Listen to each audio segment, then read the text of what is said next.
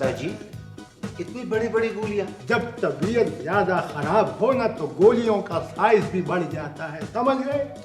तबीयत तो मेरी भी कुछ ठीक नहीं लगती दादी। अच्छा, तो मतलब ये है कि सबकी तबीयत खराब हो गई है? हाँ? दादी तुम तो रोजाना शहर जाते हो, कल और ले आना बस। मेरे और काम भी होते हैं इसके अलावा, समझ गए?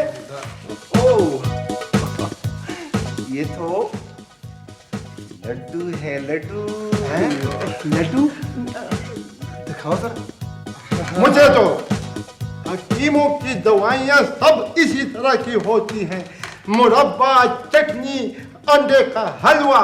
दादी दादी खुदा के लिए इस उम्र में इतना मीठा अच्छा नहीं होता। ये किसी की मानता है? तुम हकीम अफलातून हो। ये मेरा अपना पेट है, मेरा जाती पेट है। मेरी मर्जी, खाता हूँ, नहीं खाता नहीं खाता।